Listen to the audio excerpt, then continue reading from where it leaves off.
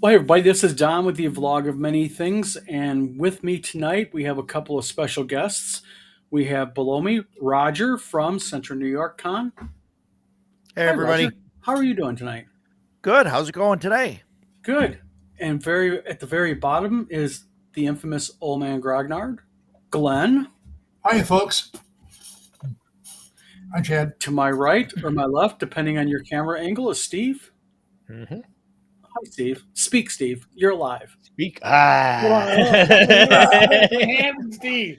So Steve, you can And speak below now. that is the infamous Eric Tenkar from Tenkar's Tavern. Ta-da. Causing troubles. That's all. Oh my God, Ben Mike's already in the chat. Bad Oh, Mike, Satan I'm done. himself I'm has outta arrived. here. Oh, wow. Chad, Thyatis, how you guys doing? And yes, there are 5. Hey, I got something to show you. Oh God, not a mason jar, I hope. This came in the mail Oh, the boy. other day, and I wasn't even excited. This is from What? my friend Full On Gamer from Theco's Hammer. Gen Con. Are those? Are those legitimate Gen Con dice? Limited Like, real? edition Gen Con dice. Nice. Well, whoever gave you that gift, that's impressive because at Gen Con, those things are probably $75. I don't doubt it. I guess I'll never be able to use them because I can't get the tin open. But, oh, here we go. Let's see if I can put that up there without the. There we go. Nice. Nice. What's weird is like the D6 in here. They have a regular D6, but they gave me 2 D6, and I can't tell which one's the 6 or the 1 because one has the Gen Con logo on it, and the other one has the manufacturer's logo on it. So I guess I get to guess or something. So it's not like a percentile dice. So how do you use No, 2 this is a D6 in a polyhedral set? Yeah, I got a whole. It's a nice set. So thank you, Full On, again. Fire Wander, how you doing? You have a fan in here, Yeah. Roger. We'll get names right. Yeah, it's a buddy of mine. DM Bloodworth is in here. Foogly's here. Look at that. Fugly is here. Yes, he is. Yeah, it's like a jury, exactly. Bad Mike says we got nothing. He's got nothing to do tonight but watch football and you guys. And I'm out of football. At least Well, you're then watching, we'll just have to punch you then. watching class. This show's all about class, What? refinement. Class, and why am I here? We do kind of like a charitable thing every month, Roger. Okay. Oh, okay. Okay. All right, that makes sense. JB. Tonight we're going to talk a little bit about everything. Right, we're going to talk Ask Me Anything, so you guys are going to be able to ask questions of us, and we will answer them. We're going to talk about who really owns the OSR/Old School, and we're going to talk about the OSR purity test. Oh boy. Joe Stone, how you doing? Bob Marley's Magic Vamp. But we got all kinds of new people in here. Roger, we're going to be on more often. Yeah. You bring in the viewers. Bringing in everybody. I got a question if you want to ask it. How many shirts like that do you have? This? You're always in flannel. Okay. Oh boy. This is a question that gets asked to me all the time. I I actually saw have like a dozen of these. I'm not joking. You have dozens of them? I have about a dozen of them, yeah. About a dozen. Just like I wear shorts all the time, but I wear one color shorts. Olive drab green. Okay. How khaki of you. My wife is here. My wife will tell you about my clothing. She gets mad at me all the time. She's on my ass all the time to get new stuff. I'm like, no, I'm comfortable in what I have. Should I put on my sweatshirt? Oh, you got the YouTube. Look at you. Oh wow, look at that. I got the YouTube. Look at you. You know, Eric, they Oh, give that shirt only to those people that they know is going to get 100,000 subs. So they got Bullshit. your name carved No, in no. the thing. You're far from it, but no. Bad Mike says Eric brings in the viewers and the STDs. So let me understand this right. We got viewers. That means we're the STDs. Oh no! Wait a minute. We got S for Steven, D for Don. Okay, where's the T? Tenkar, STDs. There you go. There we go. Yeah. But what's Rock R and roll and all night O long, stand man. for? Maybe sexually transmitted diseases start with R or O. I don't know anything about those. COVID So. I card. don't either. Oh God, she's on my fucking shoes. My wife has this insurance thing besides my TRICARE. Uh-huh. Her insurance plan allows her to go to the foot doctor and get like 6 freaking pairs of shoes for free. Nice. And I'm like a one pair. I got tennis shoes. I'm good. I don't need any other shoes. Yeah. And she's like, go there. And I'm like, why? Because you'll get free shoes. I don't need free shoes. Yeah, but listen. No, wait. Listen. Don't you even support her. Don't you even support No, her. hold on. Okay. Now, admittedly, I'm a diabetic, so I go to a podiatrist, and I actually go like every 2 months, and I get my nails did. They get clipped. They get filed. Nice. And dude, swear to God, I resisted for years, and then once I started going, I went, "Hun, Thank you, Eric. Thank you. wanna You're going to start get going her to on my podiatrist? ass now. Because now Roach goes." Oh, you know what I'm here now? Tomorrow. This is going to be it tonight. You see, honey, even Eric goes to podiatrist, so I you don't get can free too. shoes, though. I was getting free shoes. Oh my God. Yeah, she gets like 6 free pair of shoes. So would you get 6 free pair of shoes? Yeah, all I got to do is go, and I guess the doctor Alright. kind of has this thing. All he does is like Alright. touch your feet so he can say examine here's you. what you do. Even if you don't like the shoes, you take the shoes, you donate them. So now you're doing a good deed on top of that, as opposed to leaving these free shoes for the government or the union or some nebulous people get to keep it. Put it to good use. My Becky tells me we got Social Security, but I've got a prescription plan, a personal prescription plan. We pay $120 a month. Oh, And she says, "Oh, that's a lot." I said, "No, it isn't, because I'm getting stuff like Ozempic." Which is like $1,000 a Yeah. month. Yeah. Exactly. I think we're getting a bargain. Yeah. Crazy. you're a Diet DM. How you doing? Let's see who else we got. We got all kinds of people in here. Oh yeah. Dad, Hey, how Dad. you doing? Oh, And everybody's by going the to be on free shoes now. Yes, Thank you. Yeah. Hey, shoes for industry. Shoes for industry. Nobody ever remembers that. All right. This is one of the first things I learned after getting assigned to the South Bronx. If it's free, it's for me. Now, I didn't find the places that gave out free food right away, but there were people I know that had that nose like a hound dog, Uh-huh. when they knew it was like, oh, 50% off at Burger King. If it's free, it's for me. It's a model. I'm sorry. Walking into a fast food restaurant in a cop uniform, I wouldn't trust them to make my food. Oh, you had to know the ones. You had to know the place you were going. And the thing with Burger King was you saw them make it. You did not listen. You're back then. If you couldn't see them make it, you weren't, or you went through the drive-through. So they Is that why I always see cops at Subway? Because they can watch them make Yeah. their food. Yes. Now, that's an idea, Bob. Sell Ozempic on the side and pay out the mortgage. Yep. Oh wow. Well, real quick, let's get some money for payment for the show. Roger, All right. Oh, welcome to Oh, the boy. show, my friend. Sorry. I only have 2 pairs of shoes. I don't know if that's what you're. Or are we? are we Tom still on says that I or need no? 6 pairs of pants. Lost 43 pounds in the past 5 months. Nice. Nice. Damn, 43 pounds in 5 months. By the way, That's speaking of money, we just had a major milestone happen today in the money markets. Yeah. what? What happened? Gold passed silver passed $50. Oh, It but went up to gold like passed 4 $51.50 for a short while. Yeah, but four grand for gold ounce. Yeah, it stayed over Yeah. $4,000 for about a week now, I think, because You know I what makes follow me them. sick? I remember going and I had the chance to get gold for $225 an ounce, and I thought that was outrageous.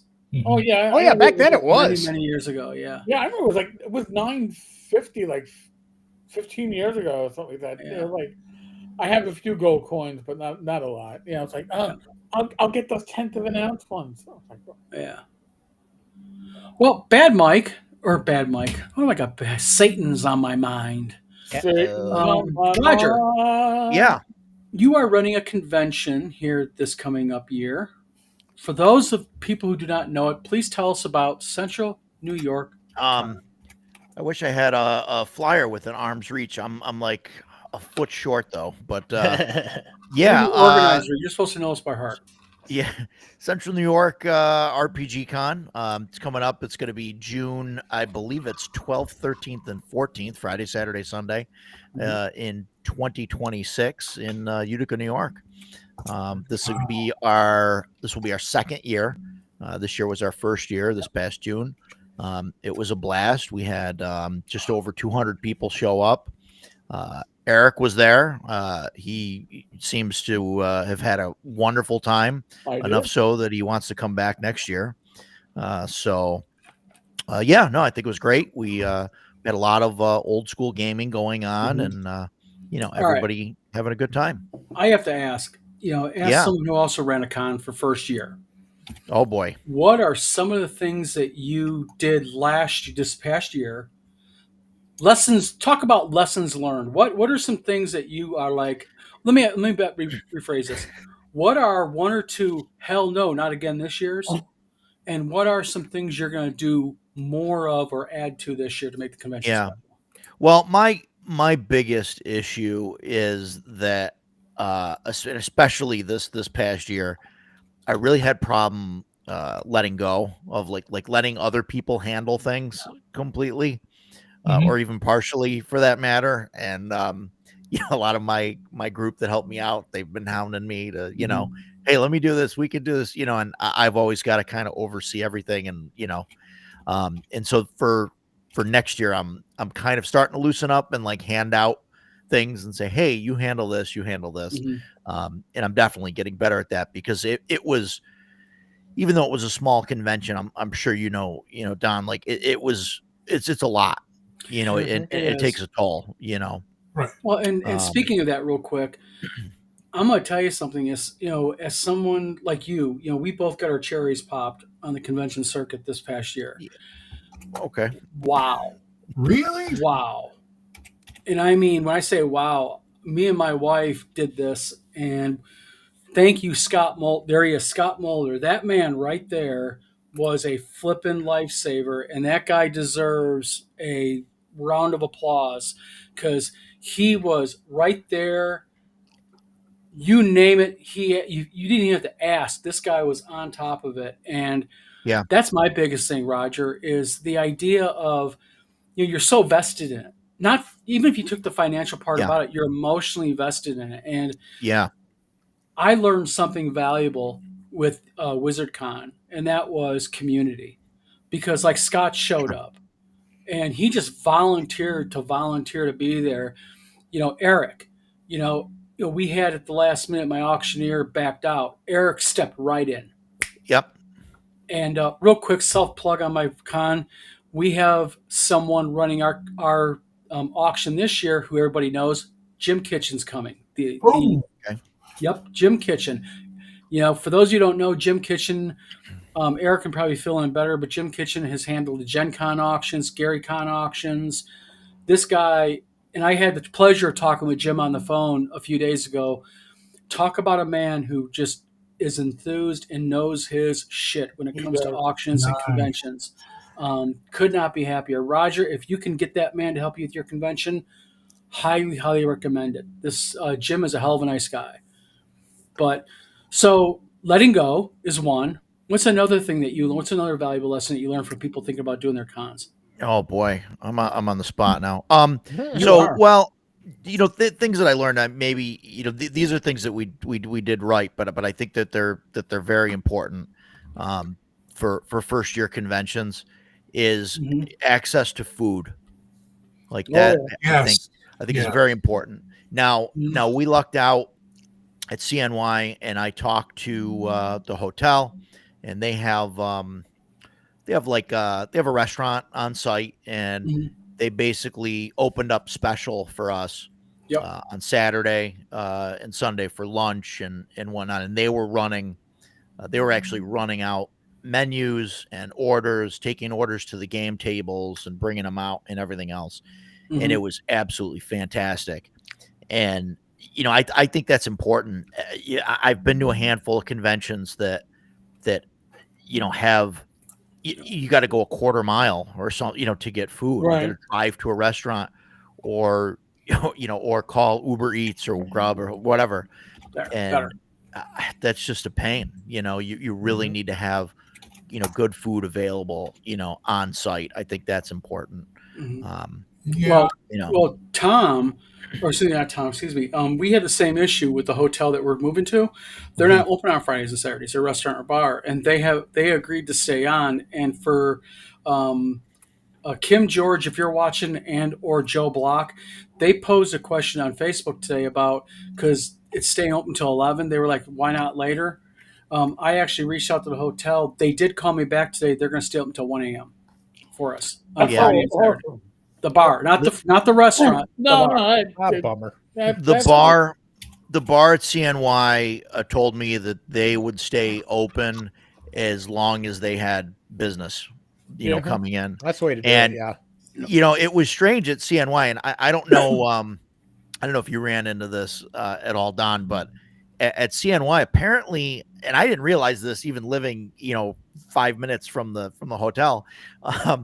The bar there is, I guess, a place to hang out. Like locals come and they do karaoke on Friday night and, I'm there. and everything. And it was nuts. I mean, it was packed. Yeah. There's a ton of people there. So it was like a strange experience for me, because I was like, why don't they just, go to a bar instead of, why are they hanging out at the hotel bar? Well, I'll get with Edward. I'll get to Edward's question in a minute, but Tom has a question. It says, "What is the mix of war games versus RPGs at your con?" At my con, it was there were like the only war game that we had was Joe Block. Joe Block's. I was trying to think of the name of it. But his game there, I think that was the only like war game, miniatures game getting played. Yeah, see, at WizardCon, we had a BattleTech game going. We had Joe Block with his big mass war game that he does. But this year, we're hoping to have more. Last year, we had an issue with the there's a tabletop war game for World War II called Bolt Action. Yeah. Oh, yeah. We have a local group in Kalamazoo who basically blackballed us because we wouldn't give them 20 tables. Wow. Seriously, they blackballed Whatever. us because we would give 20 tables. But there's another group in Battle Creek that said, "Hey, can you at least just promise us 2 tables?" So we're going to give them 2 tables because they're going to run Bolt Action all weekend. So that's a good thing. Jefferson Starship Trooper says, "Could I discuss Hunter News via Zoom call?" You know what? Tell you what, message me privately on Facebook. I'll be happy to talk with you about that. Absolutely. Tom says Scott Mulder is the bomb. I'll tell you something about Scott Mulder, guys. And again, I'm going to talk this guy up to a T. Is this man showed up at our convention as a convention goer. That man sat next to me the entire time. Yep. Anything I asked, he did. We tried to get him to game. He was like, "No, I'm fine. I'm happy." And I found out something about Scott. Just sitting next to him for 3 days straight, he's a hell of a nice guy. And I'm not just saying that. And he's going to be helping out this year again. But what Mulder doesn't know is Mulder does not pay for his hotel room this year. I'm paying for it. Yay! Nice. And we're going to do a few other things nice for Scott. So JB says hotel staff was great. That must be at your convention. Yeah. Our convention has a new hotel. We are at the Holiday Inn Resort by IHG Hotels. It is a really nice hotel, and the staff there has been absolutely awesome to us about, opening up everything for us. Mm-hmm. There's a pool and a weight room that everybody's going to have access to. They're giving us the conference rooms for free to utilize. Whoa, so really? Private games, things like that. So we got Frank Menser showing up. So Frank's going to run hopefully some private games. That's quite a flip from the last place that treated you like they just acted like complete douchebags. Yeah. Just for people that don't know, is 2 days before the convention, they called me in and said, because they got a new event coordinator, they're not following the contract and they're basically quadrupling my rate. And if I didn't like it, don't have the convention. And I was like, no, I'll tell you what I'll do is I won't have the convention, but I'll still have everybody show up with Channel 6 News and Channel 47 News, and we'll be outside your con. They changed their mind. Yeah, That's So stupid. that's crazy. Yeah. Edward Kopp says, why not bring in outside food trucks? That was actually an idea, Ed, that we had, but the hotel is staying open.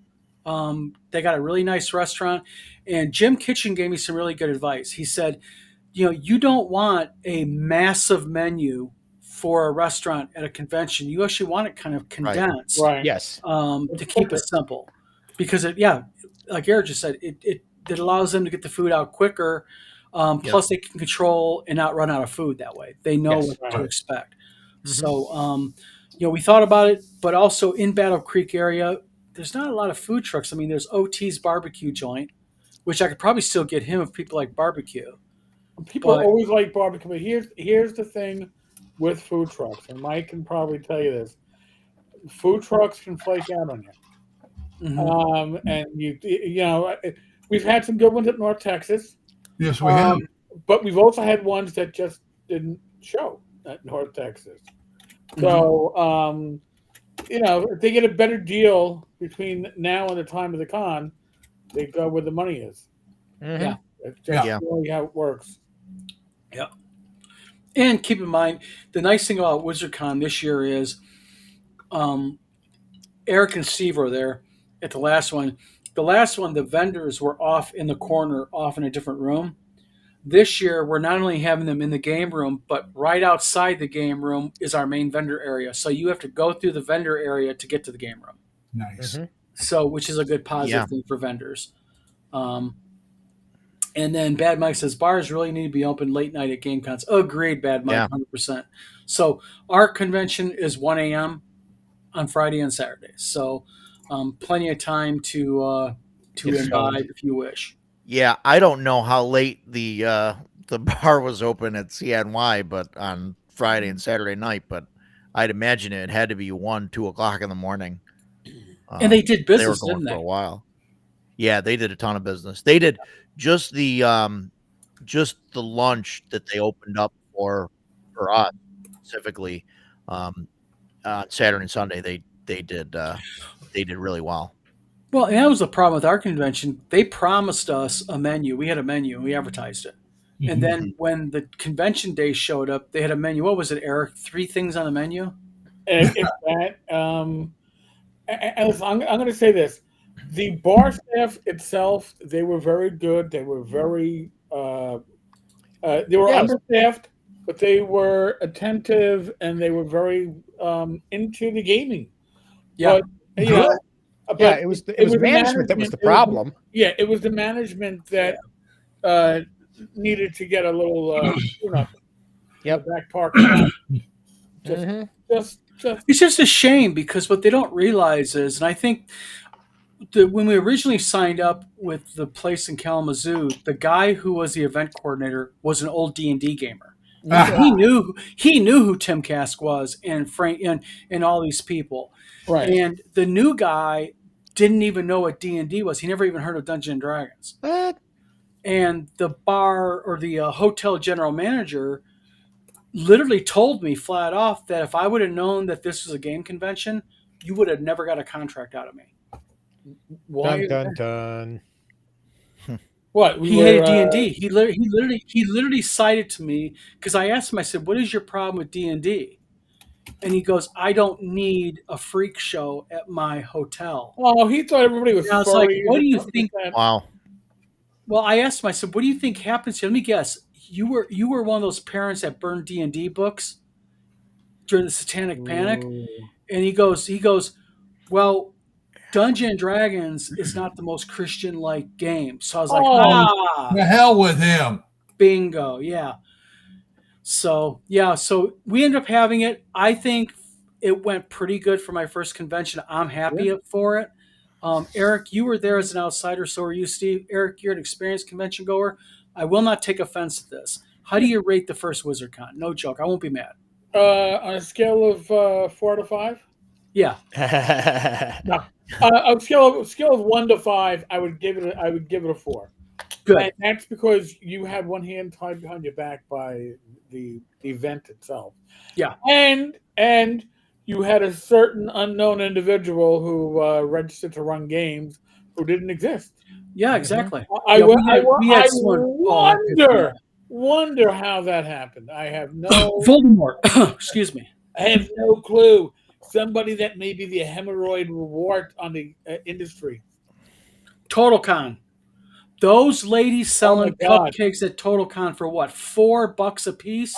Yeah, don't worry. You buy 5, you get 1 free. I end up eating probably 30 of the damn things. I do, and they're good. Oh my God!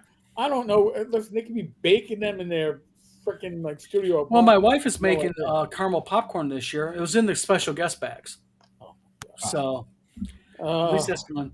But yeah, Tom, you're right. They made bank, those ladies did, because they had like these big racks in back of them, full. Roger, I'm not joking, full of freaking cupcakes. Those big bakery racks, and they sold Nice. all of them. Yeah. So Good stuff. Edward Kopp says, "Do you happen to know a chef who could cook out for hundreds of people and have connections?" Edward, no, thank you. I don't want your business, sir. You insulted my scones the other day. My blue No phone for you, damn it. Oh no, Roger is a high-end chef, and to his credit, he is willing to be an active participant. I appreciate it, Roger or Edward. Sorry for harassing you. Unscripted Uncharted RPG Review says, Uridite DM, why a slip instead of Westchester, even one near Albany? Yeah, fly into Albany or Syracuse, and we can. So that's a haul for you then. Yeah, iSlip would be about an hour and a half for me both ways on top of the 5.5 to 6 hour trip. I'll be dead. Gotcha. Now, Roger, real quick question: do you welcome people who want to dress up? Yeah, I mean, absolutely. No, he wants them to wear clothes. Yeah. Well, I was asking because I actually had a few people on WizardCon when they asked, "Were we allowing cosplay?" We said yes. They actually said they're not buying a ticket because of it. I'm going to welcome cosplay. We had a couple of wizards show up. Man, they don't good costumes too. I don't have an issue with anybody that like I don't. We're not doing like a cosplay contest or anything like that unless if somebody wanted to run one, I wouldn't. I'd say yeah, sure, whatever. And I like we had. I think there was a group of like 3 people that showed up to CNY, and I don't know if they were in cosplay or if that was their normal. You can't tell these days, right? It's hard to tell sometimes. No, but I don't think there was anybody that was really. Well, we had like 2 or 3 guys show up, and they were dressed up like Lord of the Rings wizards. Oh, nice! And I admit, their costumes were really high end. I mean, it wasn't like cheap ass like cosplay. Oh yeah, these guys were good. Now, I'm looking into a costume to have somebody like walk around, as like a mascot or something like that. Well, this year what we're doing also is we're having at WizardCon members of the local 501st Star Wars Legion show up. Oh, cool! So they're going to be in Star Wars costumes. We're also having a local droid builders group. So we're going to have like R2D2, R5D4, and a few other robots there. Nice. And then I am, because I do studio movie props on the side, like studio scale models and such, I'm going to have a display of like studio scale Enterprise, Star Trek and Star Wars ships, and also like alien weapons like the pulse rifle, the motion tracker, and things like that. So there's going to be a display of movie props. Pretty cool stuff. Yeah, you just posted. Was that a Millennium Falcon or something in pieces? You said somebody. Yeah, that's the one that I'm hired to do. That was just started by another guy. Yeah. Yeah. But if you don't mind, I'll bring a couple of models with me to CNYK. Do you mind if I put them up for sale on my booth? Is that allowed?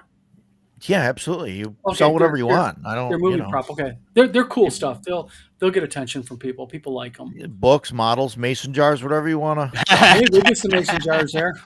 The quart jars. Got me discombobulated now, Roger. Thank you. Oh, you're welcome. Edward Kopp says I had a whole new table sign up and no show. Yeah, that's another thing that was going on. Was this one? It was that one guy.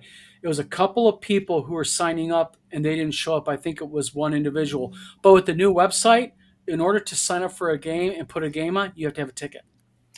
That's one of the safeguards I have to stop that bullshit. A badge, you mean? Like a Yeah, you have to have a badge? yeah, badge. When I say ticket, I mean like a badge or a ticket. So so I don't know if I completely agree with that. I only because like we have a GM badge so that if you run 3 games or 12 hours of games, you get a free badge. Yep, So then there people is have a to sign up ahead of time. there is a way that you're going to be able to do that. Okay. But what it requires you to do is you have to basically register as a GM. Okay. Oh, okay. And then what happens is you can register your games because there's a flag. You have to register at least 3 games in order to get it. But Okay. if you register those 3 games, at that point, it's going to give it to you for free. But once you hit that 4, but if you don't register those games properly, it'll ask you to purchase a ticket. So we're trying. Okay. Those are the growing pains that I Yeah. want to get through with us as the guinea pig. And We had. I'm sorry. Go ahead. Finish. no, you're fine. Go ahead. We had 2 GMs that I guess flaked. I mean, you never know, right? Something could have Right. happened, whatever. But and in one case, there was another GM, one of the vendors, the Arduin guys, one of their friends, I guess, or somebody that showed up with them, said, "Hey, I'll run a game. I'll just take over and run the game." Mm-hmm. So we didn't have an empty table, and then there was another game where the GM didn't come in, and one of the guys that was going to play said that he had looked up the rules for the game, ahead of time before playing it, and said it was easy enough, so he would just run something Mm-hmm. for the table, and he ran it. So those Now- were our only 2 issues were solved right away. Now, we have a couple of experienced convention goers here. Glenn, what are some suggestions to me and Roger on how to make our conventions better? What can we do to make a convention really, really solidly good, in your opinion? Well, you already covered the food thing, which Yeah. is something that North Texas needs to learn, Mike. Ooh, Oh boy. Well, it's you're like pissing off Satan here. Don't be doing that on my show. Okay, he gets good food trucks there, and there's the hotel restaurant. But after that, if I want to walk out, I've got a convenience store, Denny's across the street. That's it. Oh, come on. You're bitching about pre-canned biscuits and gravy. When you get that shit out of a can, it's just like the Army, man. It's good stuff. Yeah, but I mean, I should have more choices. Okay, scrambled eggs. I'm okay with the Denny's across the street. To be honest. But Yeah, I mean, I've been to other conventions. Okay, so basically your suggestion is make sure that there's food options. Yeah, there's food options. Hand cleaner. Hand sanitizer. That is Okay. an awesome idea to have a bottle of it Okay. at every table. Let me tell you, Doug, founder of North Texas with Mike, he would put in there, Roger's writing it down too. Me and Roger. I am. I am Can you- too. yeah. put the little tiny bottles of hand sanitizer. Yep. in your little He bag. did not And by the way, realize- to members who are coming to it, no stealing it and drinking it. The stuff is not edible. It's not. Well, We're talking Battle Creek, Michigan here. You got to watch out, people. Okay. With Doug, it took him 5 years to realize that we weren't using it for our hands. It makes a great way to wipe off a battle. Yes. Yeah, and I told him that. Okay. That's what I was using it for. He got mad. Yeah. at me. Yeah. I mean, I what happened was John Hurt came to the convention to run some Rule Cyclopedia Eric? stuff, Yes. and he said he had somebody left a battle mat marked. Oh, I have no way of cleaning. I said, wait a minute. I went to actually the registration. Hey, Doug, can I get another bottle of those things? Oh yeah, here you go. Thanks. We needed to clean off the battle mat. What? Well, Yeah. I gave it to you to clean your It's hands. alcohol based. It works Yeah. great. Yes. Yeah. Yeah. It's, It's better than somebody spitting on the board and wiping it off. Yeah, What? you didn't know people were using it for that. No, he didn't. He didn't. But wait, Joe Stone. Yeah, if you watch Gamers Health 8:00 on Saturday, I'll try to throw a few more things out there. Good. I talk a lot with that man. My hand disappears, but that the guy hosting the show, and I've been trying to figure out ways to make the channel a bit more visible, viable. Yeah. And I'm happy to share anything I learn. They're not tricks or they're tweaks. They're not tricks. They're tweaks.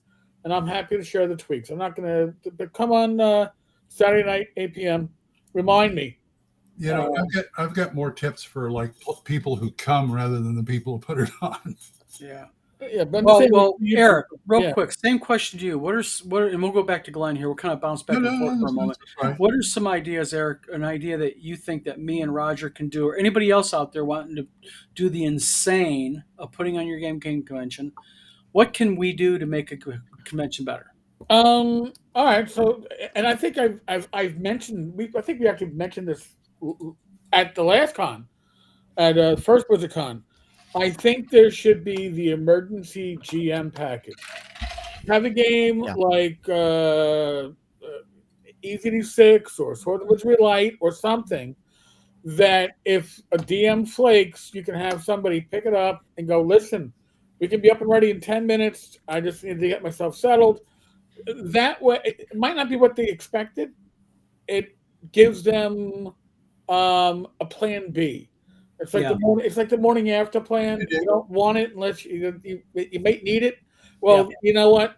Because and you don't need to have somebody with an agenda screwing you over. You can just have like this. Listen, at ShireCon just the other week, Rob Conley got sick. Okay, Joe Block couldn't make it. Now, Joe was only running, I think, Ogre, so I think it only messed with one or two players. But if you had a full table. You'd be ready to flex. Only if you wear the devil ears with it, Bad Mike. If Mike does that, I'm definitely coming. Whoa! Let's get out of context, and it's a really bad one. Just saying, not saying, but just saying. At CNY this year, where I set up I had somebody else set up a spreadsheet for a schedule, and we put on there a DM on standby for every game slot. So we're gonna have some people there to fill in on that, just so we're not kind of caught like we were. And tabletop tap room. Shoving a module into Eric's hands and saying, "Somebody didn't come, go." Yep. Well, tabletop tap room, you will have that chance, but also to let everybody know, we're actually having a display where, for those of you who don't know, there's a module for Dungeons and Dragons, okay, and it has this gigantic mouth, if you will. Does anyone know the module I'm talking about? Oh yeah. What is it, Glenn? Tomb of Horrors. Tomb of Horrors. That's right. I got a T-shirt with a Tomb of Horrors. Yep, we're going to have a display of one with a big 3D printed head that I made, and you're going to be able to have photographs sticking next to it. So, I'm learning. I learned. Are you going to put the sign in there? Free cake. Free cake, yeah. Well, the idea that I thought of, and I learned it from last year, was I think it's really critical to have convention goer. They want to be able to engage things. They want to be part of it. So that's why we're doing I'm bringing the 501 in.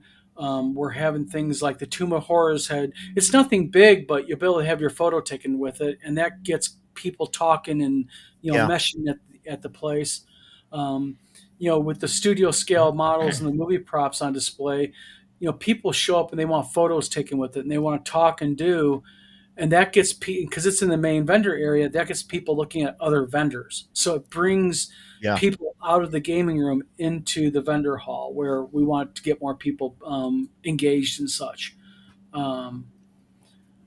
YouTube, no. Oh yeah, you didn't get notified of the show. Yeah, every Thursday 8:00. Really looking forward to it, Don. Yeah, we did I called it a scavenger hunt. It wasn't really like a scavenger hunt, but I had a sheet. I heard about that. Yeah, and it was just a sheet, and it had all the vendors and the special guests on there. And I gave all the vendors and the guests a stamp. I went on Amazon and just bought a bunch of stamps, dragon stamps or whatever, different things.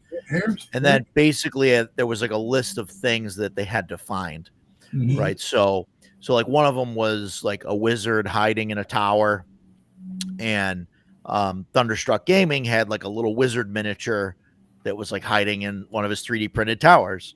And so, like, you'd find that, there and go, oh, okay, that's the thing. And then he'd stamp your thing. And then, so different, vendors had different things like hiding or whatever that they had to find. And then they get the stamp. And then when you fill the board up, you got, I believe it was 10 basket raffle tickets. Oh, that's cool. So, now, how many raffles, real quick, Roger? Yeah. When it comes to raffles, everyone knows it's different than an auction. Yeah. How many raffles did you do? Did you do 1, 2, 3? So we just did. We had a bunch of baskets that some of the vendors and stuff donated, and then there was some stuff that like people donated. Here's like stuff for like the auction and stuff like that, and and so we kind of made baskets out of them. And then put some stuff in the auction. And then what we did is we just had little boxes in front of each basket, and then you could buy basket raffle tickets for $1 or do the scavenger hunt that would get you 10, and then you just put it in, and then all at one time we just one at a time we'd open and pick a random ticket. Yeah, we're gonna do 2 raffles. We're gonna do the auction on Saturday. And then we're doing a raffle on Friday afternoon and a raffle on Saturday afternoon. Bad Mike says you have to have safeguards or people can sabotage the con. It's sad. What bothers me about this is, and I know just people are people, but and Roger can attest to this. It's a lot of work to put a convention on, and you're putting a lot of money at risk, and we're all gamers. Everybody in this chat and everybody on this show right now, we're in our 40s and 50s and such, and we all want, 60s. Sorry, Glenn. And we all want, we want to celebrate not just D&D, but just the idea of gaming itself. And it's a real shame that there's people out there that are fuck faces that want to sit there and mess it up because they got an agenda. And, I just think that, it's like I take my hat off to people like Roger because I feel your pain. I know what it takes to put something on like this. And I also respect people like Eric and Steve and Glenn because it cost you a lot of money to drive out to us, a lot of time. And faith in us that you're going to spend 10 hours in a car with your wife, Eric, or Glenn, you're going to hop on twice or take a bus, or Steve's going to drive 2 hours. But you're going to go ahead and you're going to entrust that time, effort, money is going to be rewarded by a good time. Right. And it's just, I really hope that people realize that, and I'm not trying to speak for Roger, but probably Roger will agree with me. As a convention organizer, listen, even if you just show up and walk around, we appreciate the love. We appreciate you supporting us. Even if you just say, I can't show up, just share Roger's convention Facebook. Share a post he made and say, come to this convention. That matters to us because we can do it again next year. Yeah. And I know it sounds corny, but it's true. Whenever somebody shares one of my WizardCon posts, I'm like, yes, thank you. But more hookers, more blow. More things, more hookers, more blow. That's after hours in the hotel, in the bar. One of the things that I had on my the scavenger hunt list was that you had to get a picture with the convention organizer, me. And so that was solely there to placate my ego. So you're not gonna have a Hall of Fame next year on I got these people to come. They want to take a picture with my wife, not me. I'm like the ugly duckling. Okay. What about like panels and stuff?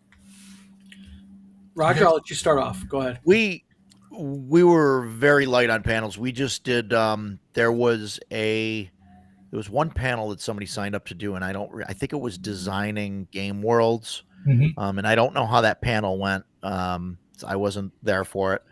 And then we did a Q&A with some of the special guests that were around on, I think that was Sunday, I think. That was yeah, at the end of, yeah, I think it was Sunday, right before we cleaned up. Yeah. Yeah. And that was really it. I don't know. I would like to have more kind of seminars, panels, things like that. But I think one, I mean, I'm not big into going to those for conventions, so that wasn't a big thing for me.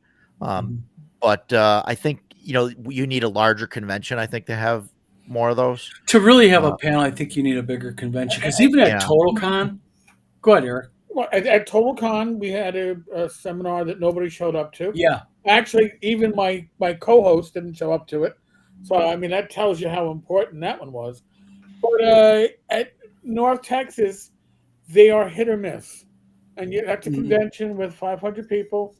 And you can have somebody who's, Victor Raymond, who's a pretty big name, giving a seminar, and you got maybe a dozen people show up for it. I was invited to join the stewards on a seminar, and I don't know, maybe there were 8 people, and I love seminars. One of the best ones they ever did out there was 2024's, and it was on like Sunday, the last day, was how to do a gaming podcast, and had all these podcast hosts. Me, Eric, but there weren't that many people. I mean, that one maybe there was about a dozen people. Yeah, but it was really good. Got some really good. But the thing is, you got to have certain expectations. You're not going to fill up a room with it. Your auctions, if they're like North Texas auction, fills up a huge room, and the midnight auction is spillover virtually. I mean, that's just amazing. Yeah, we were going to go ahead. We planned several panels for WizCon 1. Nobody wanted to go to any of it. So this year what we're doing instead is, instead of panels, I thought about, there's one thing that was really popular, and that was we did some charity games. Like Tim Kask had like 8 people in a room. It was $100 a person. It was sold out, and we wanted people like on a waiting list. And what you got was you got the game with Tim, you got food and drink. And we took the that's a good deal. Yeah, and we took the money and we donated. And it's like the same thing we're doing here. Nothing firm yet. We're still waiting on word from Frank Menser, but we want to do one with Frank Menser, and we want to do one with Merle Rasmussen. Well, when Eric comes, he's got the whiskey tasting. Let me ask you a question about that. Raj, I don't know what your opinion on this is. What is everybody's opinion? Do you think something like that would be fun to do? Because keep in mind, we're not North Texas. We're not going to do 500-600 people. We're slated at this point to do about 300, I think, maybe a tad more, if everything pans out the way it's supposed to be. But do you think something like that would be? Because I would do not a whiskey tasting. I'd do a rum tasting. Well, here's the thing. All right, this is just. Chris Doggill does a great job setting it up. I mean, I am like the host because I put it on my channel, but Chris is the man that busts his ass getting all this stuff together. Beautiful presentation, little sampler bottles he puts together. He does little wood burning of all these wooden coasters. Beautiful setup. God bless him. I don't believe that it is officially sanctioned by the hotel. Because the hotel wants you to be buying alcohol from them. Now, this isn't a drinking time. This is a tasting time. But I do know that there was one time when the BattleTech battle drinking crew got in trouble for a bunch of empties left somewhere. So I'm just saying, you gotta know your environment, and it's not as easy as it may seem. Yeah, I don't know. I'm not a fan. I don't know. It's not directly game related. It's not. Well, it's not game related, but I think what it does is it takes a group of people that normally. Okay, bad analogy. Sure. But let's face it. people who strictly play 5e are not going to want to hang out with people who strictly play AD&D. But something like a whiskey Sure. tasting or something like that brings people together, Oh, it does. and along with drinking a little bit of Yeah. whatever, it gets people talking about, oh, you guys have this class, oh, and it just kind of like melds people together. I think that normally would not. Hey, you hang out with people you normally wouldn't hang out with. Yeah. No, I understand that, and I don't know. Maybe that would work. I try and we've got like a lot of families or like Yeah. a handful of kids or whatever Yeah. that show up, things like that, and so I'm trying to be like more. They got You to know, get inclusive the of everybody. really small. The real Yeah, you don't small, give kids yeah, a full right. shot Oh, wait, glass. and You here's give them the like a thing. third of a shot glass. Right. And here's the thing: when we do the whiskey tasting, it's away from the rest of the con. Sure. It's in an area. It's in a room where theoretically you could probably lock the door if you needed to. Yeah. But it's out of sight, out of mind, and but it Yeah. is a lot of fun, and that's the reason why I broadcast it, is because It's fun. it's fun. It's silly. It's fun. Well, okay, let's take whiskey tasting and let's apply it to something else. What can be done? Like we're going to have this year, Liquor definitely, we're tasting? having a mini tasting. Eric, thank you guys. We're going to have a mini painting contest for kids. Cool. So the idea is to bring kids in. They paint their mini. They get to keep their mini they paint, and they're going to get a free additional mini to take home with them. Right. But We're what gonna else do can- we're gonna do Go ahead. like a paint and take thing, and I think we're gonna do like a painting, maybe like a painting class or something like that. That'd be fun. With Troll Den Painting, Ducato. I don't know if you guys are familiar with him, don't know. but he was at CNY last year, Yep. and But he's going to do some of that. Yeah, it's fantastic, mini painter, I think. But yeah, so that'll be cool. We're going to do that, and we're going to do Friday night. We're going to do a movie meet and greet. Oh, that's really from- cool. We're going to do something from- similar. We're doing Conan the Barbarian and Conan the Destroyer. We're gonna do Conan the Barbarian. that's. I Great mean, I one. think it's the obvious choice. And I went back. 'Cause that is like the obvious, like classic fantasy movie.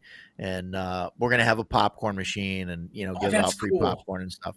But I went back and started looking at Conan, and I'm like, man, we're gonna have to talk to parents. Right, Yeah, it's a little bit. not the made for TV version. I'm Yeah. sorry, it isn't Well, cut down well- to 40 minutes. I Well, have the unrated Blu-ray. Steve, go ahead. They got an unrated Yeah. Blu-ray? Yeah. Oh no. No, one of the things I was thinking of, I mean, I know you said you don't want to do panels, but this one might grab people, is to have a like a world building for fantasy and sci-fi, which kind of would play into either players or GMs, and you'd be like, okay, here's what your game is. How do you take this kind of, I almost kind of consider it a sterile description of what's going on, and turn it into something that really just kind of lights up people's minds and stuff. So it's storytelling through GM and playing and stuff like that, and how to, basically take a game that might be sterile, or if it's not, Right. like, okay, it's okay the way it is, and then turn it into something that you walk away from it going, I want more, Well, let me ask this question about Roger. You mentioned, let's face it, for conventions at our level, panels are just not. They're just not a thing. They're not going It's to more work. it's more like event stuff like you were talking about with the tasting and the kids and all that. Yeah. Mhm. So That could what are some ideas from the panel, from the people in here, or I'm from glad people you- in chat? What are some family friendly ideas for a game con? I'm glad you asked that. Glenn, tell me, Uh-oh. what are some Now, family this friendly may be a things for the little, game con? little peculiar. As you know, No, I I would never am- thought that. I am the main host of Thaco's Hammer, which is Okay. the best damn AD&D second edition podcast ever. And I've been trying to get these guys down to North Texas for a while. My friend Brian and Full On Gamer. And now I'd be closer to them. Brian is in Detroit area. 2-hour drive. Yeah, full on is. I think he's in the Virginia, South Carolina, somewhere down there. Uh, But he's a long, 11-hour drive, 12-hour drive. yeah, but he's a long haul trucker. Yeah, yeah. So as I could say, okay, you're going to be here. Okay, fine. What I want to do, or if you would do, is do Thaco's Hammer Live. Now, one of the regular things we do on that, semi-regular things we do on that show, is I have an old copy of the AD&D Second Edition trivia game. And we did that once. Really? And I thought, have them there live. I'd be the host, and I'm the host because I got the damn game. But I'm, and just have people, they can watch this, and it gets kind of crazy, So that's an idea. If I can talk to them and talk them into it, I'd be happy to run that. We tried to do a trivia contest, and it didn't fire. Nobody. I think there was only like one or two. I have an people idea interested in it. related to that, Roger. And I would have to have a volunteer to help with doing live streams. Eric. I don't know what you're talking about. I was going to ask you. Okay, a guy wandering on live, going to like vendors and convention goers, and have like a pouch with some like some dice as prizes, and go, here's a trivia question regarding gaming, and if they win, they're you're live on camera, fun. It's fun, and you give them some dice. Right.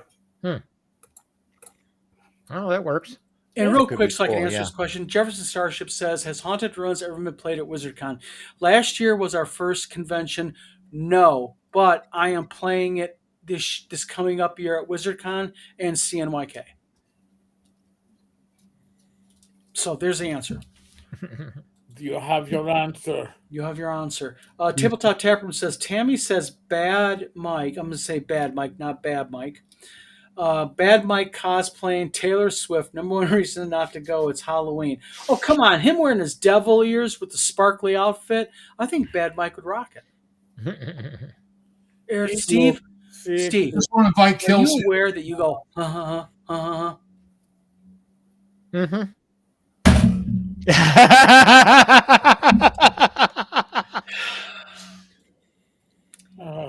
Tabletop Taproom says, I remember Historicon, circa 2008, had a sand table with plastic toy tanks and a nonstop game geared for the kids and adults. Your tank died, you took a new one.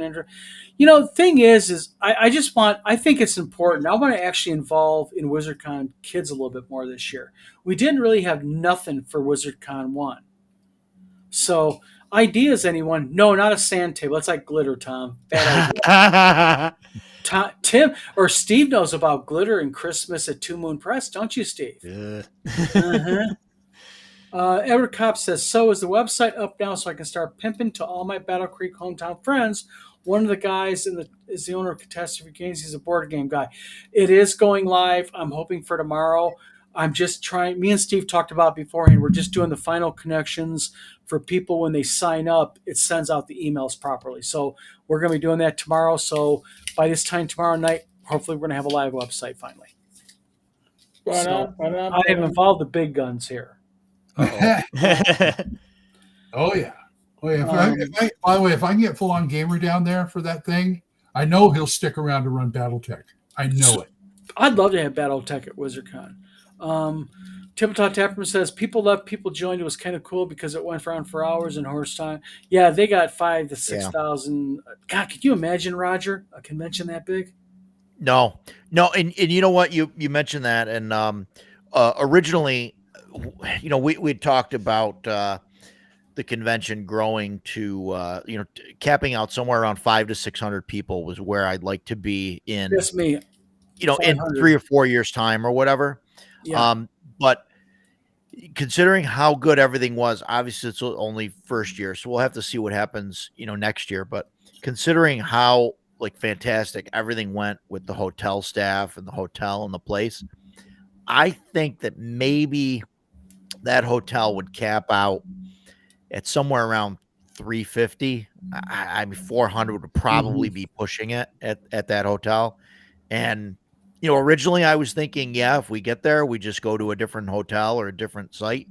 But just considering how amazing they were, I might limit the con, to 400 or 350 or whatever, the number is, just to stay there, The because staff the was experience was that great. the staff was amazing. I got to Yeah. say, the front desk staff. I've gone to many cons. Yep. Going back to North Texas Yep. in 2014, Yep. and this was the most not just friendly, genuine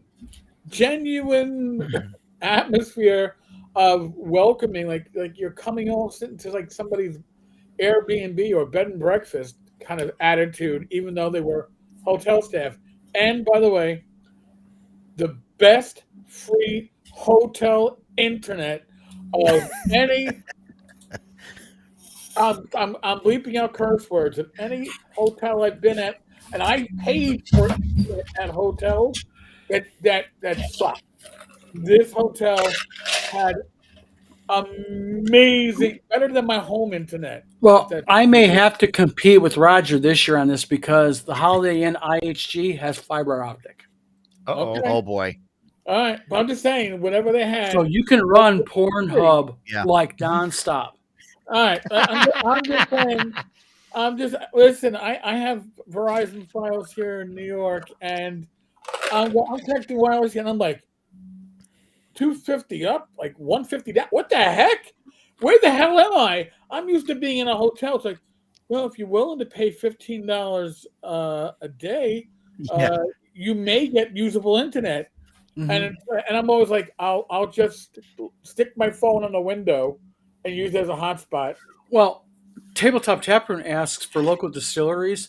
I will give Battle Creek one thing. About a 10-minute drive from the convention in downtown, there is a large, they make their own beer, and they actually do gin and whiskey there, Eric. All And I right, heard their whiskey's really good. whiskey, yeah, might be it. By the way, I got to drop. Got to go over to the other side. Boy, Oh, boy, yeah, oh we're almost boy, at thinks time. he's too good for Oh, boy. us. Dude, I do a Discord, didn't know it. Cool. The other side. All right, The tell other side. everybody I You said guys- hello. You guys keep it going, Glenn. You can slide up, take my spot. Yeah. I'd love to see warm. He's going on the other side. Yeah, Eric, yeah. thank you for coming on tonight, by the way. Oh, come I'll on. throw that PayPal money to I'll you. see you for doing it. sometime. PayPal me the 27 cents you owe me, damn it. 27. It was 28 cents. I'll give you a discount. Sure. 28 right. cents. Thank you, Eric. All right, Jim. Good night. Good to see you, Eric. Later, gamer discount. Yeah. So, Edward Kopp says he's a certified sommelier. Sommelier. I'm Sommelier, joking yeah. with him to irritate him. That's all. Oh, okay. Can you let me have my thing, Glenn? Glenn and I thought don't you wanna weren't touch your sophisticated for a minute. No, I was joking with Eric. Edward takes his food and drink seriously. So any chance I get to irritate him, I take it. I'll buy him a Whopper. Yeah, good quality burger. I heard they have Wagyu now. Wagyu. They have a Wagyu burger. at Really? Burger- Yeah. Do you believe that shit? I don't, but they say it is. No. Hey, for like $12 for a burger from them. You know what it is, don't you? They're like, suckers, we'll just put different grill marks on it and we'll tell them it's Wagyu. That's all. And That's they'll all it believe. is. Yeah. So, but exactly. Pig nose orcs. Yeah. I like the Jackson orcs. I can take pig orcs too. I don't care. That's right. Death Angel says, so I guess if I do a con around here, do moonshine tasting. Oh, that Yeah. There you Tell go. you what, will shine. Yeah, moonshine will put some hair on your chest. it sure will. Tabletop Taproom says, I'd be down for that. I'm in a new town, get to taste some special local. In all seriousness, I don't know about you, Roger, on this, but Battle Creek actually has tried to step up their welcome of new businesses and with grants and such. And we have a couple of local distilleries downtown, and they're good. They're not. They put out a real good quality product. And Steve, you mentioned it last a couple weeks ago. There's one in a place called Marshall, Michigan, about Yeah. 20 minutes away. Dark Horse. Um, Cool. Dark Horse Brewery. I heard now they're doing gin now, Steve. So they're moving up to liquor. Wow. Nice. Yeah, we've got Utica Club Brewery, and then Joe in the chat there mentioned Copper City Brewery in Rome. So Nice. How far away is that from your convention? Rome is maybe 15, 20 minutes, something like that. Not bad at all. So Yeah. So thank you, unscripted. Bloodworth. Yeah. Thank you, GM Bloodworth. Yeah. So That guy. Yurt IDM says, I dig a good Ralph back sheep work. Bakshi. Bakshi, yeah. Bakshi. Sheep. Bakshi. Bakshi. Bad Mike says, Chris Stoggill doers all the work there. Oh, with the whiskey and Yeah. I heard he does a really nice job of it. I did the first year, but I said no more. I've got such a bad palate. It's like they all taste the same to me. Well, Bad Mike, I know that, it's Texas is not like driving from Ohio to us, but love to have you if you could come ever. And if you ever do decide to make it to WizardCon, I would love to talk to you about some ideas I have, maybe for some events or something like that, how to make the convention better. And if you come, Mike, if you want a carpool, that would be nice. See? Please. Otherwise, it's a flight where Tabletop Taproom says, dice raffle for high-end bottle of alcohol. Roll a D100. Highest roll wins. Takes home the spirits. Yeah, that's actually a great idea. And Tom is donating the bottle. Thank you, Tom. You know the Knob Hill, Mike, by the way? Huh? This last year, I gave him a gallon bottle of Knob Hill. Knob Hill. Now, Knob Hill whiskey. I don't drink whiskey. I don't like it. So what is Knob Hill on the scale whiskey. of quality? It's like way up there. So Knob Hill is Something like like high-end. near Maker's Mark. Because I know Maker's Mark. I've heard of it, but I don't know if it's because 11 years ago at North Texas, I played in his B1 game, and he brought a decent sized bottle, and I drank most of it. I loved it because the drunker I got, the better my dice rolls were. But every year it's like, I got to get it. And this last year, finally, he says, here, I'm sorry. Nice. Now, Roger, real quick, about your convention. Real quick, tell people here watching about what are some new things you're doing this second year. And even if it's the same, what are some interesting things that you're doing this year? Yeah. Well, we're doing a third day instead of just being Saturday, Sunday. Good deal. We're doing Friday, Saturday, Sunday. All right. Friday night, we're doing a movie meet and greet. I mentioned that earlier. We're gonna do Conan the Barbarian. Yep. Free popcorn. So that's gonna be a blast, I think. Mm-hmm. We're gonna do we got the auction, the basket raffle. Yeah. We're gonna do another scavenger hunt type thing. Nice. Same kind of situation where you're gonna get stamps and stuff. We're gonna try and expand on it a little bit, just to make it a little more interesting. But I'm trying to think of what else really. I'm trying not to change. It's hard, right? Like I don't know if you've thought about this as hard as I have, but like I don't want to do everything the same. Yeah, gotta switch up a little bit. Even though it went great and everything was perfect, it's one of those situations where like I don't want it to get stale, just the same over and over again. So you want to mix it up a little bit, but you don't want to change too much because you don't want it to be completely different. Well, Death Angel asked, what were the prizes for the trivia? Oh boy, I pass. I think there was a gift certificate because the guy that works at Ravenswood, the comic shop, he was running it. So I think they were handling the prizes. So I think there was some D&D books, nice, and possibly like a gift card for them or gift certificate or something for them. My wife is a troublemaker. Real quick, we had glitter at my publishing company. Glitter at a kids event, and it was everywhere for months. Mm-hmm. So Glitter's awful. yeah. So what you're saying. So basically, Um, um, yeah, and we're gonna do breaks between game slots this time. good. Last time I had just 4 hour slots, and they were back to back. Yeah. And you could put in there, hey, you got 10 minutes between, to Mhm. clean up or whatever. But now we're going to leave a half hour in between the slots, and that'll give people time if they want to grab something to eat quick, or Mhm. if a game goes a little over or something like that. Mhm. It's going to be a break. The other thing too, we're going to do, we did the auction this year. We did it just during the convention in another room at the same time other stuff was going Yeah. on. We're going to leave an hour break between the game sessions on Saturday and do the auction in the main gaming hall. Let me throw something at you, and I'm not trying to, Yeah. I'm not telling you how to do your convention. Yeah, sure. I have a heavy suggestion for you, and that is, Yeah. do you know who Jim Kitchen is? Yeah. I would reach out to him and just say he is happy to share knowledge.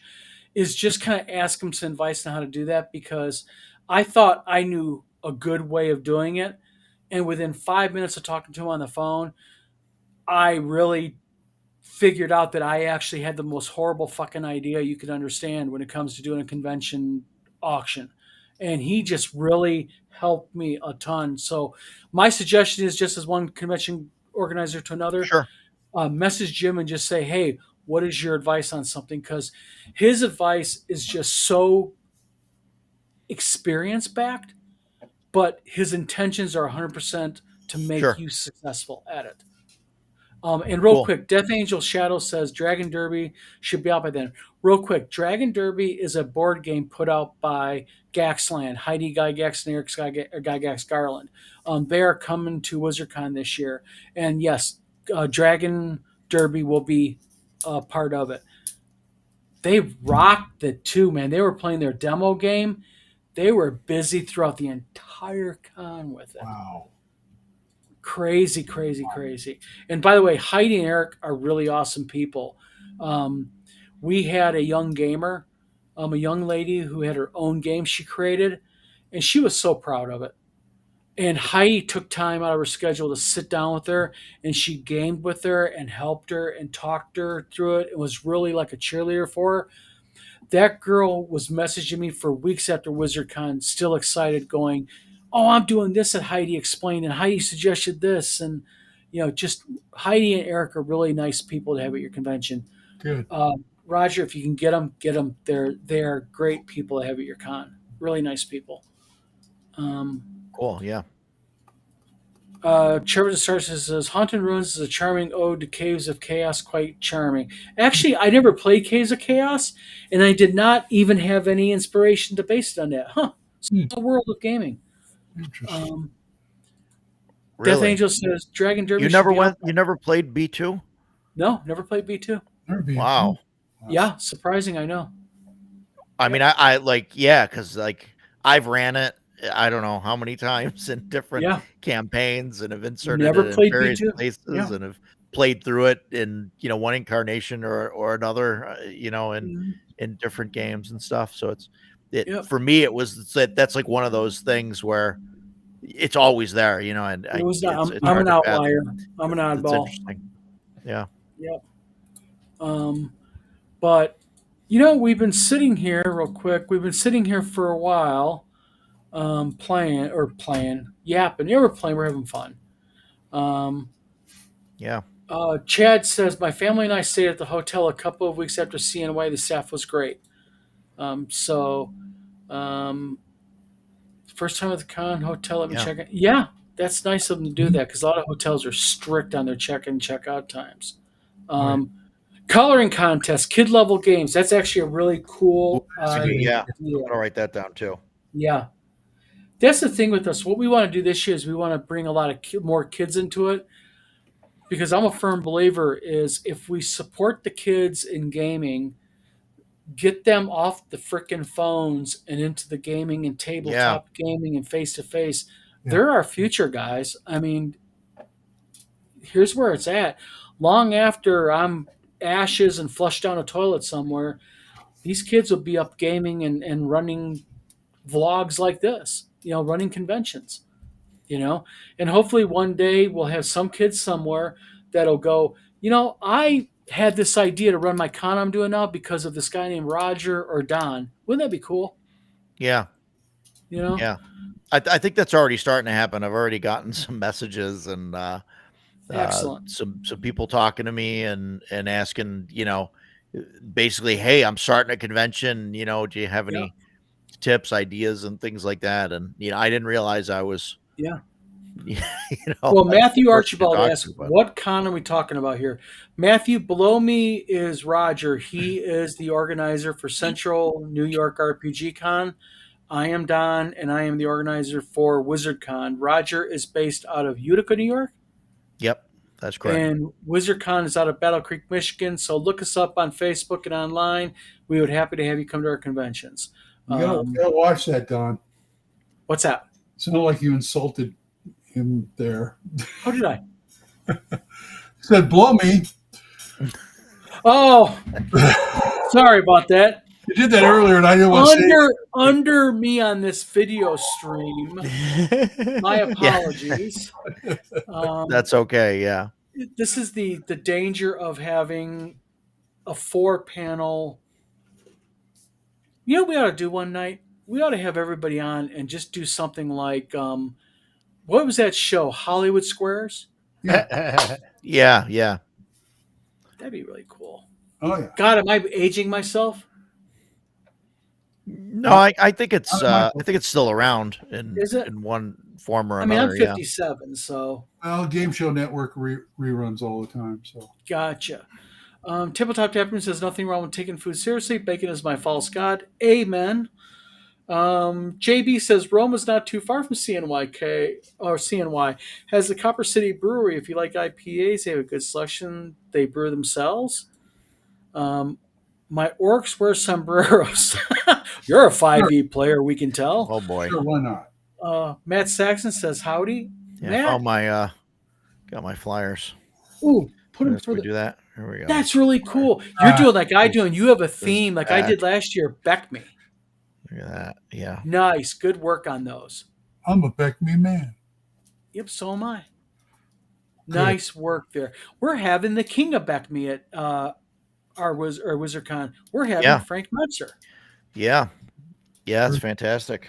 Yep, I heard Frank puts on quite the adventure when he runs them. I was talking to him about coming to CNY, and he, I believe, is going to be in France during. I guess he goes there for a while, and they really love him out there. And also a thing with Frank, and he talks about it openly, so I'm not doing anything private. You have to work with Frank also because he does dialysis. Yeah, So- right. And you have to kind of work with them to kind of make sure that if needed, it's there, that type of thing. So just little things. And that's another thing real quick. When you run a convention, make sure you get with your convention special guests to find out, do they have special diet? Like with Darlene doesn't eat certain things. You got to make sure, medical issues that they may need help with or some assistance with. Sure. Yeah. Weird things like at our convention, we have a room that has like soda pop drinks and such and food for the special guests. Mhm. I found out that Diet Coke was not a big thing like I thought it would be, nor is Mountain Dew. It's weird things like that you kind of get with everybody to find out, what do you like, what don't you, what do you drink, what do you eat, Yeah. what do you not, So weird things, weird stuff. Fubu says glitter is also known as crafter's herpes. Amen to that one too. Half-hour time slots. That's actually a really good idea. We're doing those between games. We're actually doing half-hour time slots Between for games, games. Really?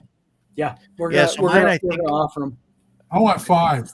I think I set mine up for 1-hour slots, and then we're doing. Are you doing like actual slots, or are you doing like? Do you have specific time slots for people to to sign up, or is it absolute times? You know what I mean? Does Well, that make sense? we're having time slots set up by 30 on a 30-minute mark for people. Okay. But what we're doing is like, as an example, if you're running a game and you want 2.5 hours at Yeah, table at five, box 3. yeah, let's just say table 5 is 2.5 hours, Yeah. and then Steve is running an hour and a half game at table 3. What may happen is at the last minute, as we're setting up the con after ticket sales are done and all that and signups, we may move tables around, which you'll be notified of. So you may move from table 3 to table 5 or vice versa. But that's one thing we found out at WizardCon was people were like, listen, I'm running chess. I need 30 minutes. I don't want an hour slot. Or I'm Right. running this. And, I don't want 2 hours. I need an hour and a half. I have my games timed. So 30-minute slots, it's a little bit more planning, Yeah. but the way our computer system is for the website setup, you'll see it when it's in action. It's That's just interesting. real straightforward and clean and easy. So, So yeah. so for me, sorry, Glenn, go ahead. Glenn. I'm just agreeing with you. So what had happened to me, and kind of my backstory with this is I went to GaryCon a couple of years ago, and we signed up for like a ton of events, and because of the way the time slots were handled, like you end up, there were some things that I really wanted to get into that I couldn't because we're like at a half hour overlap or things like that. And so this, my convention not being that big, what I decided to do was to have laid out time slots.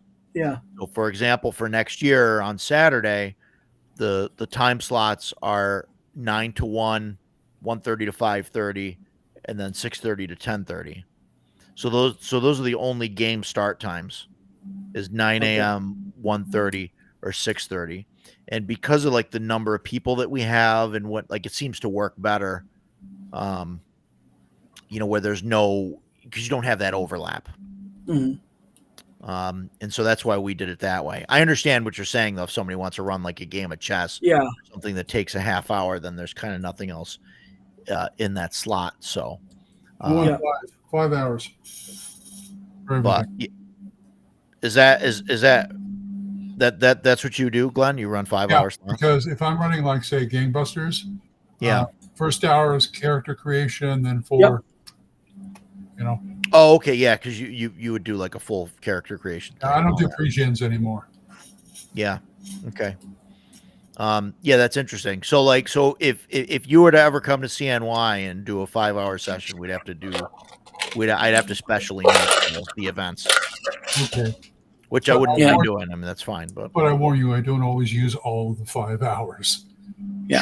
Sure. Sometimes And I what's have cool, a pacing problem. well, and one of the big things, nice things about that is what are the what ifs? What happens if you have somebody that has like a 3-hour game, and at 2 hours for some reason because people roll bad dice, the game's done. Hmm. You have to be Sure, able to have sure. you get an open table, open slot, and we didn't have really a big deal with that last year because we had a lot of open tables. But this year it may become a problem because although we plan for more people, our venue is actually a little bit smaller because we had a lot of room in our first one, a lot of space that was empty. So we're trying to plan where it's we can fit more people in, but we're trying to accommodate and not have so many empty tables. It's kind of like a weird balancing act dance. So also, when people go to buy a ticket for WizardCon, what they're going to find is you're going to be able to see tickets available. That's one thing we're going to be showing is you Good. better get them while they're hot because, for full weekend passes, we Sure. have only so many Friday passes, Saturday, Sunday passes, so Mhm. many. And then the ones that sell out quick are going to be, we found out last year, like literally like in 2 hours, they were sold out, was the special events, like be able to game with Frank Menser if he agrees to. Sure. Mhm. And, I thought we're not going to sell much, $100 a head. No, quite the opposite. We're having people Yeah. going, can I get on a waiting list? And So we're going to have 3 or 4 of those specialized events because people love them. They buy them. Well, as long as it doesn't get out of hand. Yeah.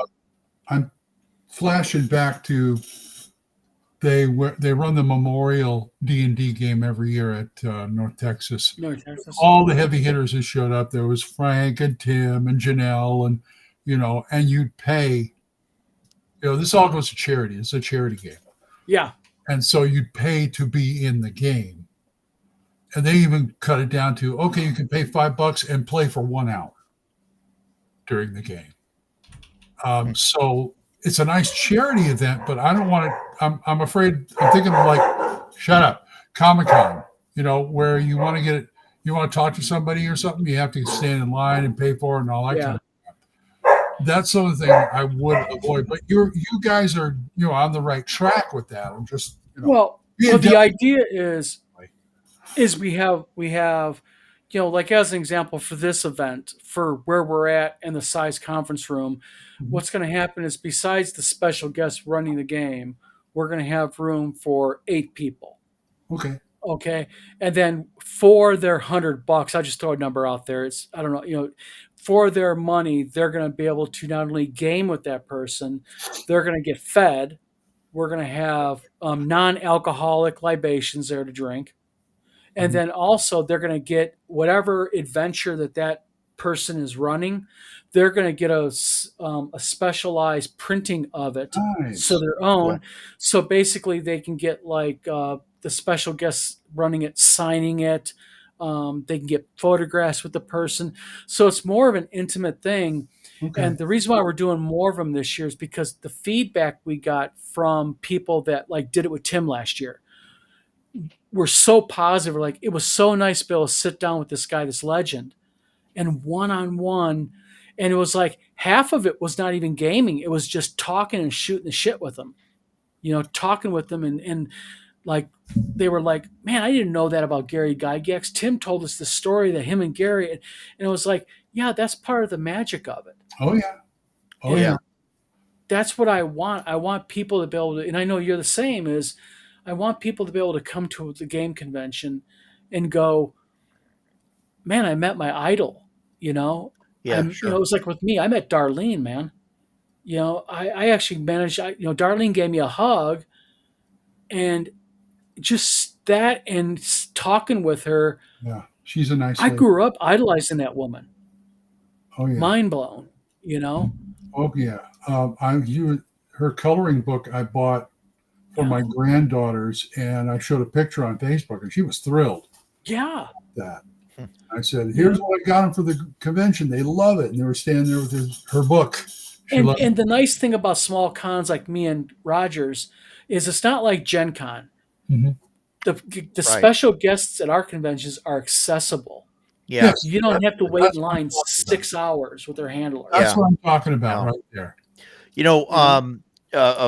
Kind of a story on that. When we went to GaryCon, and I was in line to see, I think it was Earl Otis, because that's the person I wanted to see. There was some people in front of us that had literally a huge, like, wheel around suitcase. Yeah.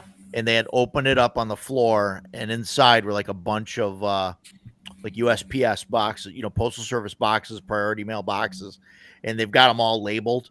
And like they pull out like 3 or 4 of them that say Earl Otis, and like there's, I don't know, a stack of like, like this of like a, maybe a dozen modules or whatever, or something like that, and then another.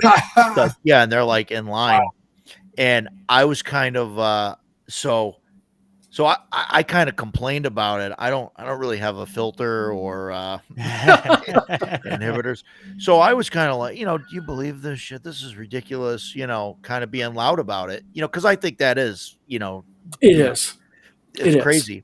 And so this guy ahead of them in line, like 2 people ahead of them in line, my buddy Jason Farwander, who's in the chat, he like went up and talked to this guy, and they're like talking or whatever.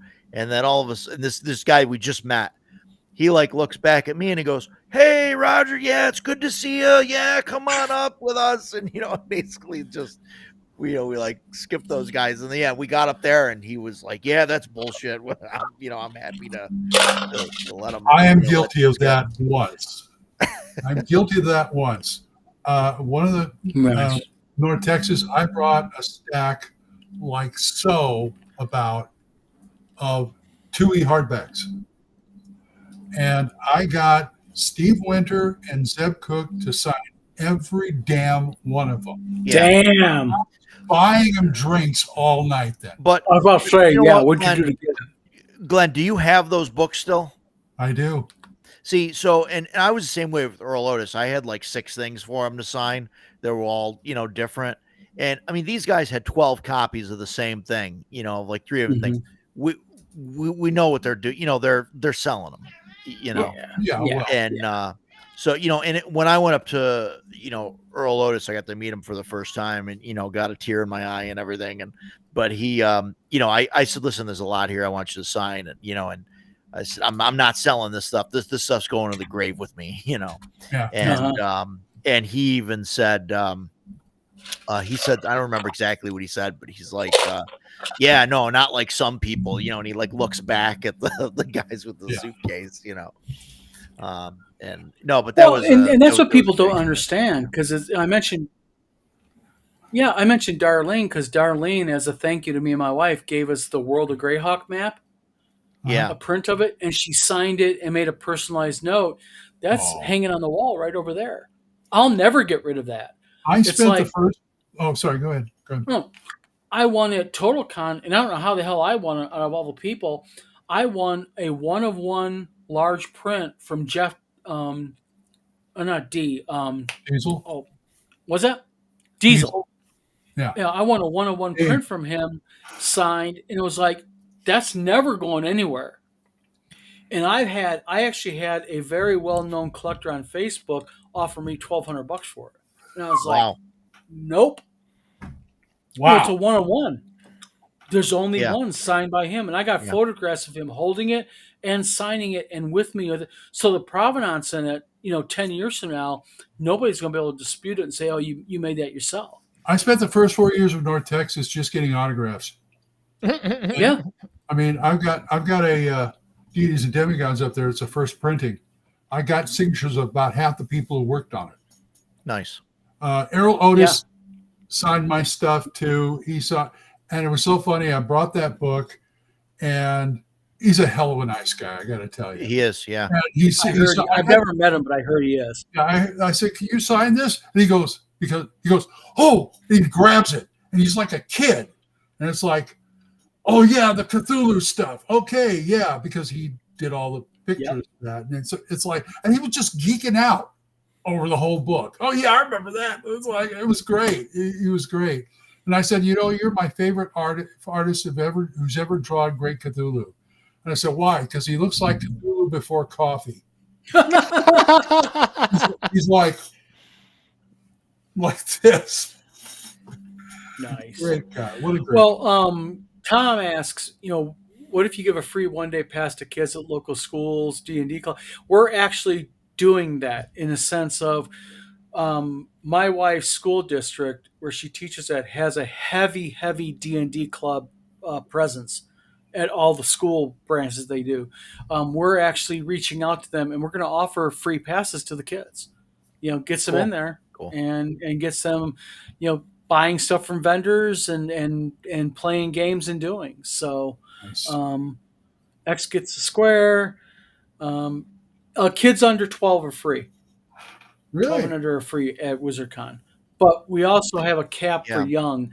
We just don't suggest people bring their kids that are 5 and under, 6 and under, just because they tend to be loud. They cry, they do, and it's just I not a good always fit for a convention. I always thought You D&D know. had kind of an age Yeah. where they start. Well, just as a game convention in general, Mhm. You have a group of people there. They're gaming, they're having fun, and I have 4 daughters. Listen, I get it. You know what I mean? But it's like there's just this thing with kids that there are certain environments that are good for them, and there are just certain environments that are not. That's It's true. not an insult to mom and dad. It's not an insult to the kid, but just not a good fit for the convention. Those ages. you know. Best one of the best D&D games I watched run was one for kids. Yeah. At Dundercon a long time ago. It was great. Yeah. Yeah. Is Venture Satana still running his convention? I do not know. I know far as last I year know. he ran it, but I haven't heard much anything this year from him. I heard Pacificon's still going under another name, but Oh, are they? Yeah, they switched names. I know that. Yep, yeah, you're but right. Dundercon's still going on. I see Doc Cross all the time on these live Yeah. streams. He always says, "Yeah, we're in Santa Clara now. Oh, you're in my old stomping grounds." Okay. Well, guys, you know what? Yeah, definitely no screaming babies. No I screaming agree. babies. Yeah. Yeah. Yeah. Well, it is 9:30, guys. We actually went almost 40 minutes over. Oh no. Oh Yep. no. So, Oh, YouTube's gonna spank us. yep. I mean, Screwing with the Steve's- algorithm. He's got a bedtime, Yeah. you know. But smile, Lake. I hear your cat in the background. You're not bringing Hemi to the convention. No, He'll be humping every single stuffed animal there. that cat is so senile by now. It's not even funny. That cat has a thing for stuffed animals, like in a really, really weird Bad way. way. Scripted says, yes, still running. Plus, he added virtual. He's doing a I'll tell you what. Love the guy or hate the guy. You got to give the guy one thing.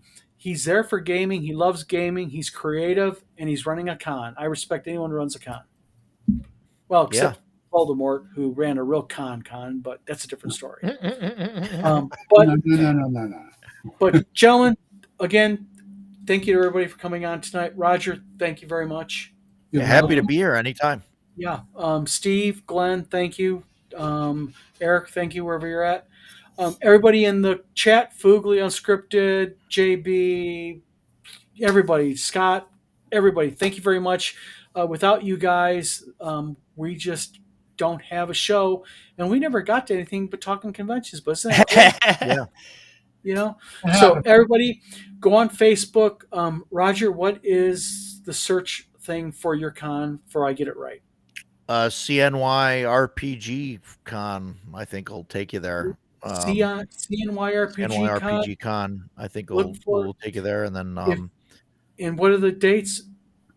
June 12th, 13th, 14th. Hey, I have And the flyer 14th. here. So June 12th through 14th, 2026. Nice. There it is. Yeah. Yep. So yeah. So Fun everybody, time. if you want to kill some good time for a weekend in June, Rogers Convention is the way to go. Utica, New York. It is a short drive no matter where you're coming from. Yeah. Yeah. WizardCon is April 24th, 25th, and 26th in Battle Creek, Michigan. Welcome to have everybody there if you want. You can go to our Facebook page, WizardCon. In fact, it's the real WizardCon because WizardCon was taken. And we'd love to have you guys subscribe. Wizardcon.org is our website. Roger, do you have a website? No, cnyrpgcon.com forwards to the Tabletop events. tabletop events site. Okay. If you ever want a plain Jane website to help you out, Yeah. just get something. Let me know. Help you out for free. Yeah, no, I would definitely love to get something going, to do that. So yeah, I'd love to do that. I'll drop also, you a PM tomorrow. Okay, we'll start the process. If you don't mind me throwing another plug out there, I started a YouTube channel that's for Ooh. doing something to do some convention news and stuff. But we've been doing long form RPG discussions on Tuesdays at 8 or Tuesdays at 6, usually till about 8 or 9 p.m. And it's called Game Master Rogers Neighborhood. All right, love it. Nice. So It's a beautiful day in the neighborhood. Yeah, What was right. D20s? Roger, send so me a link PM, please. yeah, absolutely. I got to make like an intro video of me like taking off like a blazer and putting on my vest and Right. like taking Yes. off my Yeah. shoes and putting my boots on or something. Yeah. something like that. I think it'd be That'd be interesting. really cool. But yeah, we just do some long form RPG discussion next week. Next Tuesday, Eric's going to drop in. Tenkar is going to drop in, and Good. we're going to deal. talk about some stuff. So Nice. good times. Good. But, Well, everybody, thank you again for tuning in tonight. We are going to be back on next week. Also, please hit that like and subscribe button. If you go to the Vlog of Many Things YouTube channel, you're going to see also starting this week, we're going to be going ahead and doing some other type of shorter videos. It'll be like me and Steve, or me and Glenn, or it might be me and Tom, or me and Eric. Just some little short, little info type good stuff. So you'll see stuff happening. So I'll everybody, again, thank you for tuning in. Roger, good sir, thank you. Good night, Glenn, folks. Steve, Night. thank you.